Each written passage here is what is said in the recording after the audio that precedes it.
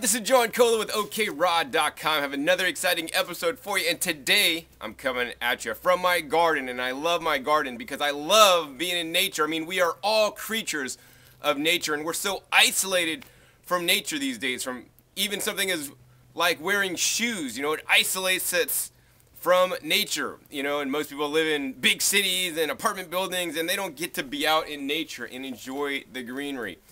In any case, what I'm going to talk about today is actually related to nature.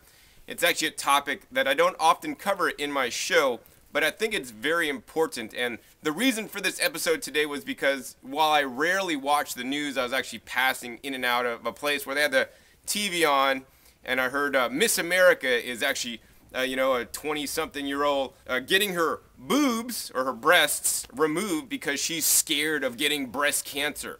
So what better thing to do than to remove your breasts so that you don't get breast cancer? Well, first thing I need to say, everything in this video is for entertainment purposes only. If you have cancer or some other kind of disease, please see a professional practitioner or medical doctor, that can help you out with your condition. Everything in this video is my personal opinion. In any case, let's continue. So she's getting her breasts removed so that she does not get breast cancer. So I guess now she won't get breast cancer if she gets her breast removed, and a lot of people were outraged. And I mean, I think that every perfectly healthy lady should not be getting her breasts removed. I mean, in the newscast it said, it runs in her family. Her mom lost her life of breast cancer, and she's living in fear. So she doesn't want the breast so she doesn't get breast cancer. But guess what? If the cancer doesn't go to your breast, it's going to go to some other part of your body. So now what? You're going to cut out your uterus or cut out your stomach. You're gonna cut out your brain because of brain cancer because you're using your cell phone too much. What are you just gonna cut out everything till you're gone? I had actually one of my dad's friends who he went to college with. I mean, the guy, the doctors took him out in pieces, one piece and another, until he was actually not with us anymore. So I don't want that to happen to you guys. And a lot smarter approach to cancer, instead of cutting out what may get cancer, is to not get it in the first place. Unfortunately, in today's society, the incidences of cancer and heart disease are skyrocketing through the roofs, compared to nowadays, just from 100 years ago. What has changed in 100 years? The number one thing that's changed is the food that people are eating. No longer are we eating the foods found in nature like behind me, but we're eating things out of factories, packaged and bottled products. Yes, even raw food products that are packaged and bottled, that are more processed than what I would like you guys to eat. And in my opinion, they're not so healthy. So another thing that was really kind of tragic recently was my next door neighbor here actually had colon cancer, and I guess the biopsy came back and she had a 1 out of 15 chance or something of cancer. So the doctor said, oh, let's operate, let's cut out the colon, because that's where the cancer could be. So they cut her up and they took it out, and thank God she's doing all right now. But the whole thing is not to get cancer in the first place. Now, how can you do this? Is it in your genes? Well, let me tell you something. Personally, I was not ever affected with cancer and don't ever expect to be. But what I was affected from birth, actually, in my genes, diagnosed by a doctor, was complement immune deficiency.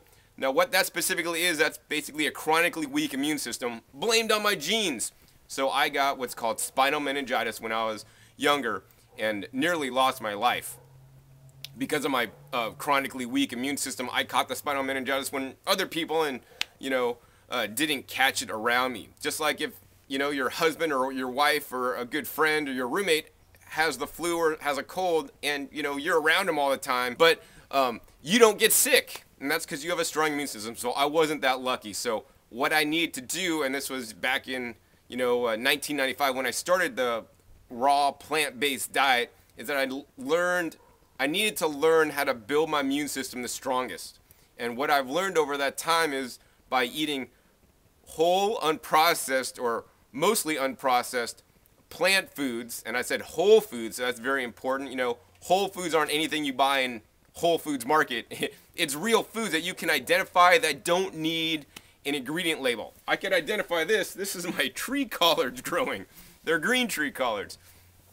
But we want to be getting back to eating the foods found in nature, because these are the foods that have those basically built-in protections for us. You know, when I pick one of these leaves here, this is anti-cancerous according to some of the research I have seen. You know, all cruciferous style vegetables are anti-cancerous, but they're more anti-cancerous once,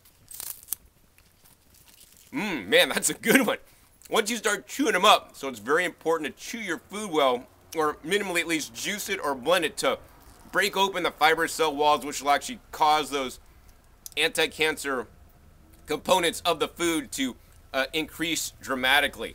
So, you know, no longer do you need to live in fear from cancer because of the news media. You know, oh, everybody gets cancer, everybody gets heart disease. You know, well, if you do what your mom did, or you do what the average American does, you're going to succumb to the diseases of your mom or your average Americans. So for that reason, I encourage you guys to eat a natural plant-based diet, you know, foods found in nature, not things in packages, bottles, and jars. And that's my pretty much 2 cents on that. Oh, another thing I really want to mention in this video is that it's very unfortunate, just because you're raw doesn't make you immune from cancer.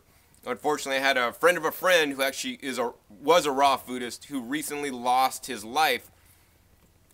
Even though he was raw, he got cancer. And it was actually quite tragic, and I'm quite saddened by that happening.